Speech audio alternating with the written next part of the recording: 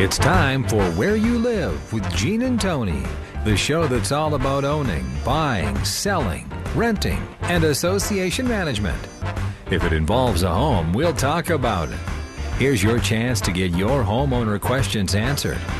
From the Concierge Landscape Studios, here's Gene and Tony. Needed the shelter of someone's arms, and there you were. Needed someone to understand. Good morning and welcome once again to Where You Live with Gene and Tony. I'm Gene Sullivan. And I'm Tony Crockett. Good morning, Gene. Good morning, Tony. What are we talking about today? Oh, boy, lots of things. Do you remember there was a saying, Tony, by a newspaper magnate a long time ago that says, when a dog bites a man, that's not news. But when a man bites a dog, now that's news. Yeah, I do remember that saying. The same thing is true with homeowner associations. You know, we talk so much here on Where You Live with everything that deals with grumbling and anger and discord in HOAs.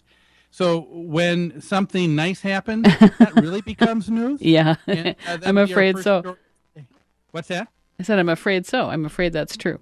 Yes, it is. And our first story today is a Lakewood Homeowner Association residents launch an assistance program for people who get notices for violations in their lawn and outside of their home. And then we're also going to be talking about today a little bit later, it's up, it's down, it's down, it's up. Of course, we're talking about the housing market. And when we had Cotty Lowry on the phone last week, and we're talking about housing in Minneapolis, he referred to an axiom that he called the whipsaw journalism reporting effect, where a journalist seems to say things out of both sides of the mouth, and you really don't know, well, is it good or is it bad? Well, we're going to take a look at some new figures and let you decide on that. And then in Pennsylvania, we're going to be covering a story. Governor Corbett put a kibosh on the private transfer fees. And if you recall, our listeners, a couple of weeks ago, we talked about that subject. A private transfer fee was an additional fee that an association was charging many times for replenishment of the reserves, capital replacement fund, and that type of thing. Well, with not only the help of CAI and other organizations, they all worked to put the kibosh on private transfer fees. And you might be thinking, well, what's going on here? And we're going to talk about that story and so much more. But right now, it is time for Property Management in the News.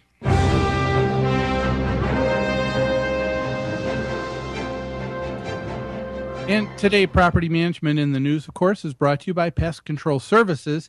When you need to get rid of unwanted pests in your home or rental property, you want to call someone who's responsive, professional, and a proud member of Angie's List. Give owner Greg Keener a call at 952-894-9748. That's Pest Control Services. Well, our first story is the Lakewood residents launch an assistance group. And what happened here is that in the area of Summerfield Bluffs, Chuck and Lisanne Ershovich, they were people that live in a homeowners association. And they have, of course, from time to time, Hold on a second. Yeah, I think we have something going through right now. Our Sorry about that. Bill is on the line. Bill, I think you're on live on the air right now. Okay, he's scratching his head. He's figuring it out. Okay. Doesn't make too much sense, guys. All right. Well, we didn't want to bother you with the radio show with your private call, so we thought we'd bring it to your attention. Well, a little radio verite this morning. But anyway, we were talking about the Lakewood residents, and the homeowner association there has a couple, Chuck and Lisanne Ershovich, and they're homeowners. They understand what it means when they get a letter from their HOA with things that need to be replaced, updated, or special assessments that sometimes need to be put on because of just various and sundry maintenance that takes place around the community and association. Well, the Ersoviches were concerned and spearheading an effort to help neighbors with what they call the Lakewood Ranch Lot Keepers. And it's an organization that hopes to assist struggling families with home maintenance or other compliance issues. They said, Chuck Ersovich said, we thought it was a nice approach to take.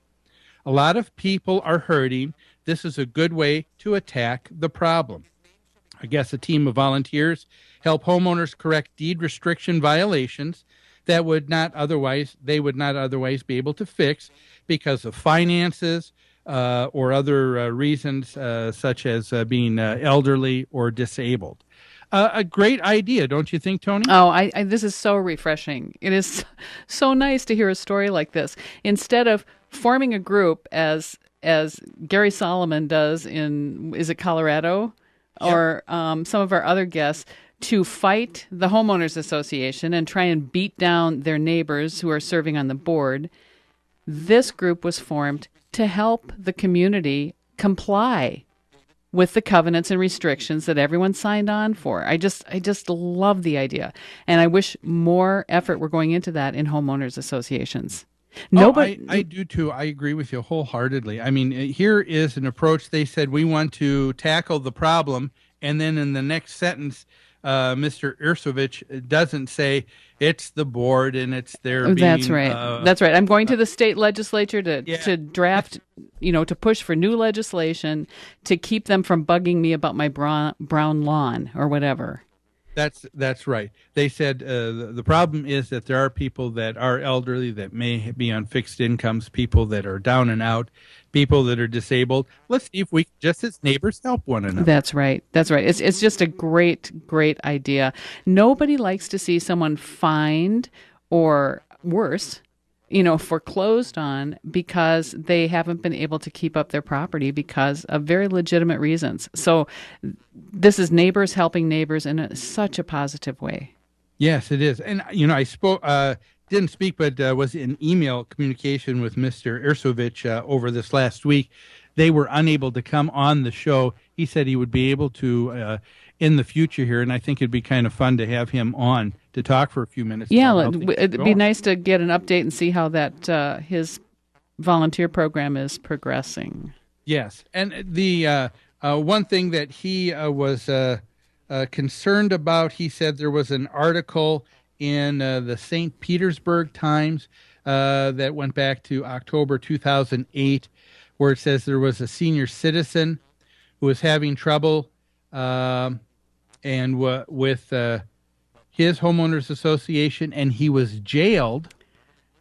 It says by his homeowners association for failing to fix brown spotted sod in his yard. Whoa. Well, Now, maybe I understand. Maybe I understand or empathize a little more with those people who are fighting their boards and the homeowners associations. If the associations are jailing people for noncompliance, that sounds bad, doesn't it? It sounds really bad. As we both know, that this is not a case of the homeowners association, but this is just some poor journalism and writing. Really? I did some research online about the case in 2008, and the gentleman is a senior citizen. He's in his 60s, and he had brown yard, brown sod that he was asked repeatedly to have replaced in sections by his homeowners association. But I think, as most people know, a homeowners association does not have the authority to jail anyone. Well, this article, Gene, said the homeowners association jailed this guy. So, I know. So what's the true story? And so the only people that have the power to jail would be a judge, and that would be after you had a trial and an issue. And in this particular case, this gentleman that it was referred to was actually found in contempt of court. And so the judge, because he was in contempt of court, jailed him. So The it wasn't issue because of his was- brown lawn. It's because he acted out or acted up in court. Well, the judge said this man did have the means to be able to take care of his lawn, and the association in the St. Peter's Times article back in 2008, the board president was interviewed, and he said, "We didn't ask for jail. We took this as a civil matter, asking Right. the judge to rule in our favor." Right. And he did in asking this gentleman to replace sections of his lawn, which the judge deduced he had the ability to do. Okay. All right. All right. And so a completely different story. Yeah. And No so kidding. just- But anyway, that inspired Chuck Arosovic to set up this community group because someone volunteered to help this man fix his lawn after Yes. that case. So so a lot of good came out of this kind of convoluted story. So here was yes, you're exactly right. Here was a story where there was a guy who probably wasn't acting as honorably as one should, but out of it came something that someone else saw and said, "Hey, look, there's something that we can do, and that is neighbors getting together to help one another out." And I think that's just great when that happens. Fantastic. Yeah, and so our hats off to the Ursoviches, and we'll be excited to have them on the show at some future time to see how things are going and progressing with their new group. Well, let's take a break right now, and when we get back, let's talk about it's up, it's down, it's down, it's up. What are we talking about? Why, the housing market, of course. That and more after these messages. You're listening to Where You Live with Gene and Tony on AM 1280, The Patriot.